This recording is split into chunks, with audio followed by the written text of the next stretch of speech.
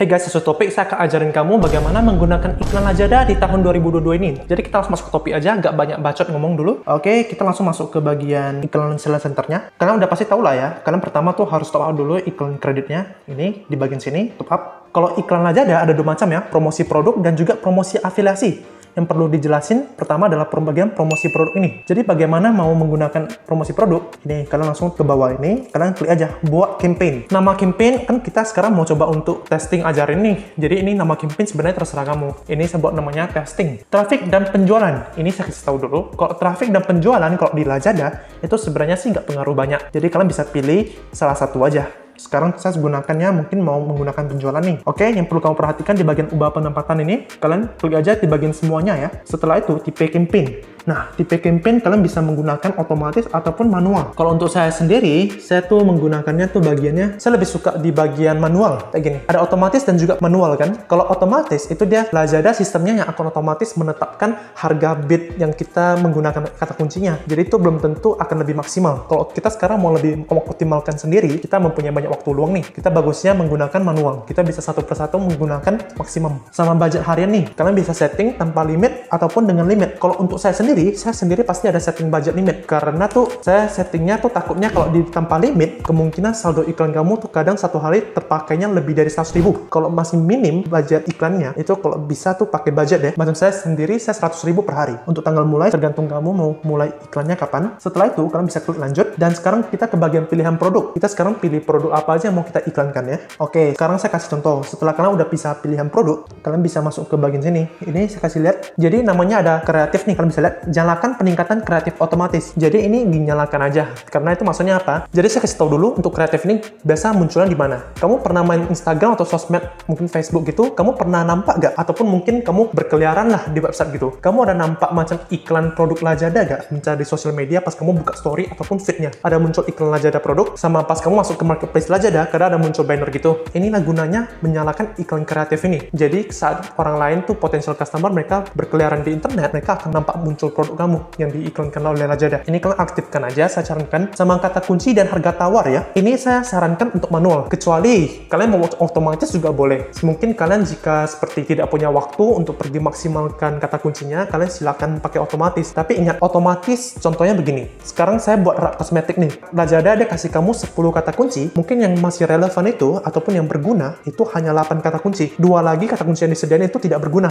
Jadi otomatis saldo kamu akan terkuras sia-sia gitu. Jadi mendingan kalau saya sarankan, kamu sekarang kan seller online, kamu mau fokus nih, mendingan kamu pakai manual. Kamu bisa sendiri optimasikan. Jadi gak bergantung pada sistem Lazada yang bantu kamu tentuin ya. Jadi lebih maksimal. Oke, sekarang kita masuk ke produk ini. Rak kosmetik ya untuk produk ini. Ini kita kasih lihat dulu. Yang perlu kalian perhatikan, jadi saat awal kamu membuat iklan, biasa ada disediain oleh Lazada langsung keyword-keyword yang disarankan. Saya biasa suka matikan dulu, karena nggak semua yang disediain itu berguna. Sekarang saya akan sesuaikan dengan produk saya. Kalian bisa lihat produk saya ini namanya rak kosmetik ya. Rak kosmetik, cosmetic storage drawer. Jadi saya akan sesuaikan dengan kata yang relevan. Kalian bisa lihat tempat makeup kosmetik, artinya ini masih sesuai dengan produk saya, berguna. Volume pencarian perlu kalian perhatikan, ini adalah tingkat kebanyakan orang tuh cari atau enggak di bagian sini. Sama suggested bid ya. Ini perlu kalian perhatikan di bagian bid ini. Jadi maksudnya apa? Kalian ada harga tawar minimum Lazada itu 150. Kalau semakin tinggi harga tawar, artinya tuh kompetitor mereka menggunakan kata keyword ini, mereka menggunakan bid harga tawarnya tuh lebih tinggi. Sehingga tuh kamu harus menyayangi untuk bisa muncul di explore page pertama. Untuk sekarang yang misalnya tempat makeup kosmetik suggested bid itu 218. Jadi rata-rata kompetitor yang sekarang punya aku ini, mereka buat bidnya tuh di harga sekitar 200-an perak. Jadi tuh bagi saya yang sekarang budgetnya tuh masih standar gitu, mungkin 100.000 per hari. Ini masih bisa sangat bersaing ya, karena cuma 218.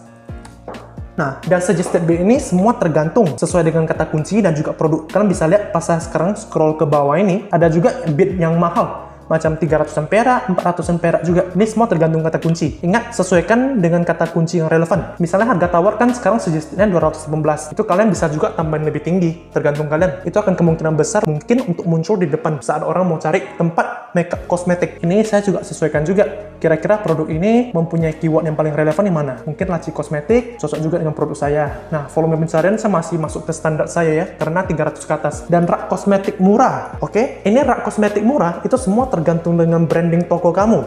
Misalnya sekarang saya United Kids kan tokonya, saya menjual produk ini, saya ada membuat konten-konten yang lebih eksklusif. Saya sehingga menjual produk ini tuh harganya lebih mahal. Jadi tuh di keyword produk ini, saya gak ada membuat tuh namanya rak kosmetik murah ya. Jadi produk saya ini itu dinampak oleh calon customer itu lebih eksklusif. Sehingga rak kosmetik murah tidak masuk dengan standar saya ya.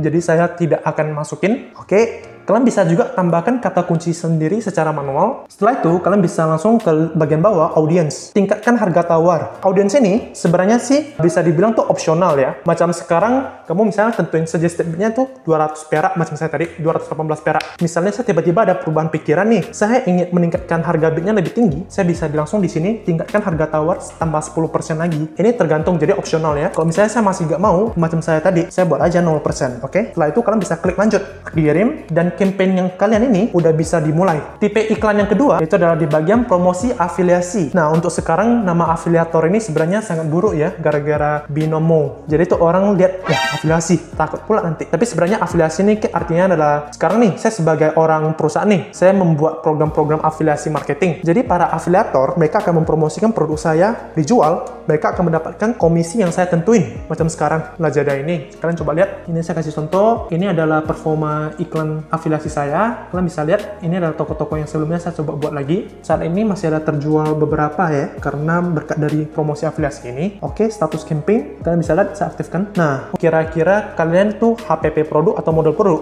itu berapa? Kalian harus sesuaikan dengan kemampuan budget kalian, jangan sampai kalian rugi. Sama penempatan iklan, itu sebenarnya sama aja, dikasih dalam app Lazada pun aktifkan. Sama materi iklan biasa udah disediain oleh Lazada. Tapi untuk saya sendiri, saya sarankan, misalnya kamu sekarang mau coba untuk membuat konten marketing, banner marketing sendiri, itu lebih bagus. Kan semua tergantung dengan niche bisnis kalian. Misalnya macam sekarang saya anggapan ada menjual khusus globe nih, bola dunia. Kalian lihat dulu, saya akan masukin materi iklan saya ke dalam sini. Oke, kalian bisa lihat. Setelah itu, kalian bisa ke tambah komisi produk. Ini saya kan produknya udah semua tambahin, sehingga nggak ada lagi yang bisa ditambahin lagi. Jadi biasanya kamu tambah komisi produk, kalian klik aja. Jadi itu ada komisi dasar toko, sama juga nanti komisi tambahan. Kira-kira kan mau kasih berapa gitu, kalau afiliatornya udah menjual produk kalian. Kalian bisa lihat, komisi dasar toko yang saya tentuin untuk kategori produk ini, itu 5%. Dan saya sendiri kasih komisi tambahan lagi 5% untuk produknya. Sehingga komisi efektif untuk produk ini, jika afiliator terjual, yaitu udah 10%. Lalu untuk jadwal afiliasinya, kamu bisa tentuin sendiri. Kalau saya sendiri, biasa saya tentuinnya tuh sampai setahun ya. Karena ini sebenarnya nggak perlu disetting terus-menerus sih. Sekali buat udah cukup.